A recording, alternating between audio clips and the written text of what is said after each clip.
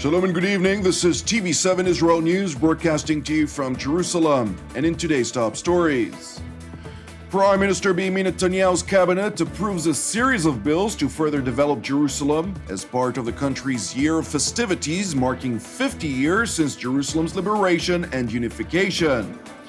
Islamic State terrorists brutally murder at least 29 Christians in Egypt. A terror attack the Egyptian president vows would not go unpunished. The UN Envoy to Israel and the Palestinian territories warns that a power struggle between the rival Palestinian movements, Fatah and Hamas, had worsened a humanitarian crisis in the Gaza Strip that risks deteriorating into yet another conflict. Prime Minister Benjamin Netanyahu opened his weekly cabinet meeting within the tunnels of the western wall of Jerusalem's Old City as part of the country's annual festivities marking 50 years since the liberation and unification of Jerusalem following the 1967 Middle East War. לרגל 50 שנה לשחרור ואיחוד העיר ירושלים, אנחנו מקיימים את ישיבת הממשלה פה במנהרות הכותל. במקום הזה המלך שלמה בנה את בית המקדש הראשון, במקום הזה בנו שבי גלות בבל את בית המקדש השני, ולאחר חורבן הבית השני, המקום הזה היווה מוקד לכיסופי עמנו במשך דורות. חלפו אלפי שנים, עם ישראל חזר לארצו, הקים את מדינתו ובונה את בירתו המאוחדת. The cabinet approved during their meeting a series of bills to further develop Jerusalem, including projects aimed at bolstering its Jewish heritage. Meanwhile, in the central city of Tel Aviv, thousands of activists and Israelis from the country's left-wing parties rallied in the city's famous Rabin Square in support of advancing a two-state solution with the Palestinians. During the rally, which was attended by Israeli opposition leader Yitzhak Herzog, participants called on the Israeli government to halt its ongoing activities in East Jerusalem, which they claim to be occupied Palestinian lands, even though Israel annexed the city and declared it as the eternal and indivisible capital of the Jewish state. We are here to protest 50 years of Israeli occupation. While the Israeli government is trying to silence us, we are here to prove that we will not be silenced. When the government is celebrating 50 years to the reunification of Jerusalem and the liberation of the territories, we know that this is a lie. We are here to show that there is a majority among the public who supports a two-state solution and is willing to fight against the occupation. Some of the Israeli protesters were seen waving both Israeli and Palestinian flags together as a symbol for their aspired solution to end the decades-old conflict with the Palestinians, a solution Israeli opposition leader Yitzhak Herzog said became a viable reality since US President Donald Trump seems to be genuine in his efforts to move forward toward peace. This is a very important rally of the peace camp in Israel.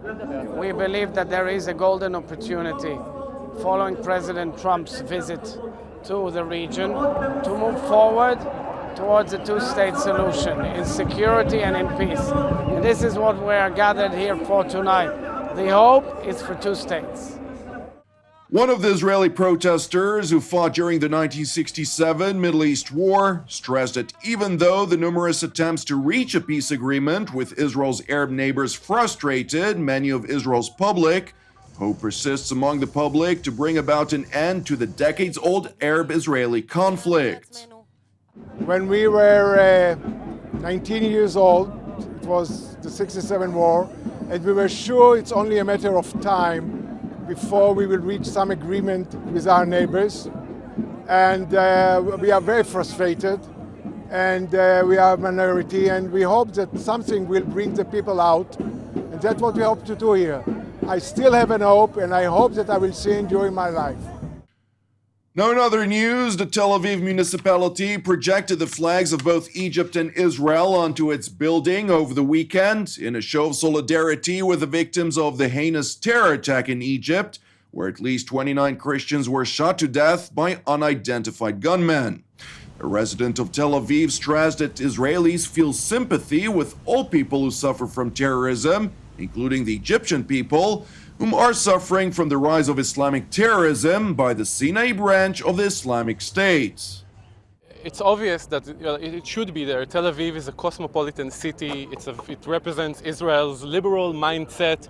We stand in solidarity with the Egyptian people and every people who suffers from terrorism.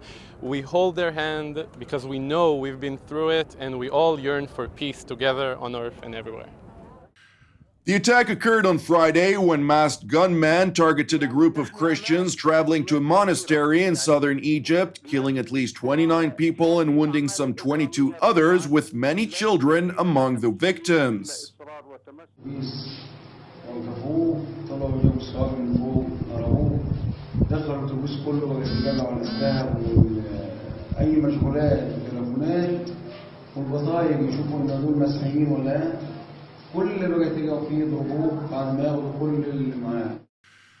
The Islamic State claimed responsibility for the attack while vowing to step up their violence against all Christian communities across the region.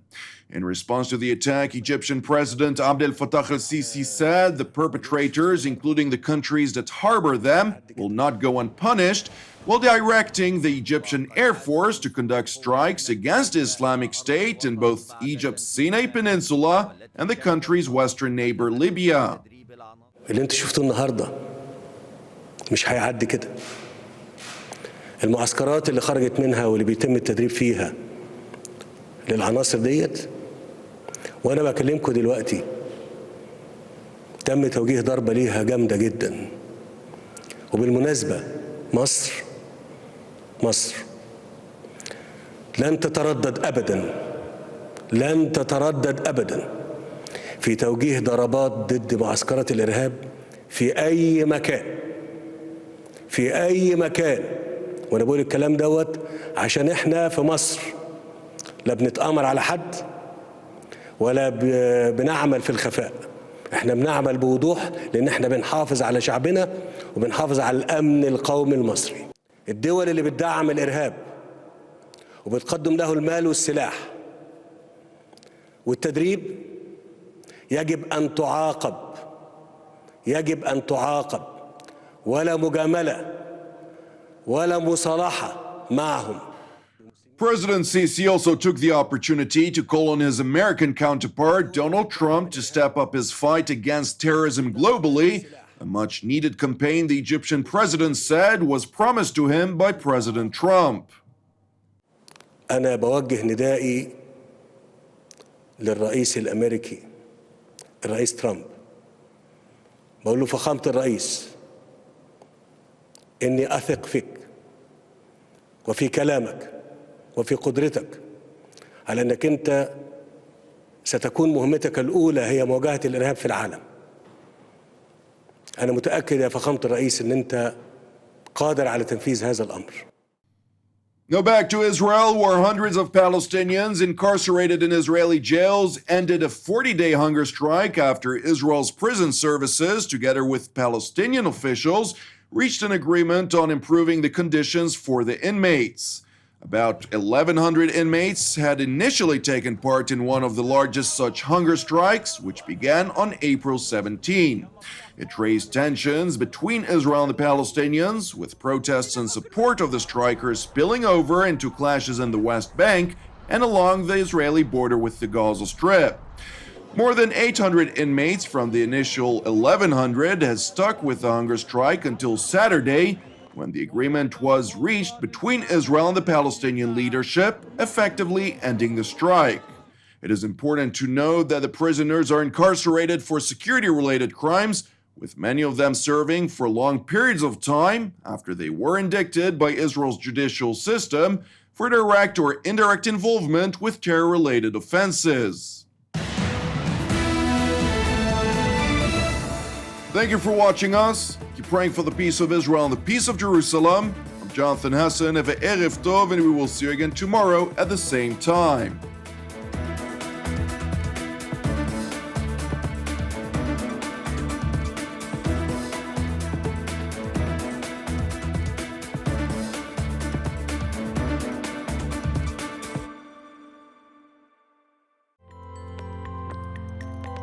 In order to donate to TV7 Israel News, please follow these simple steps.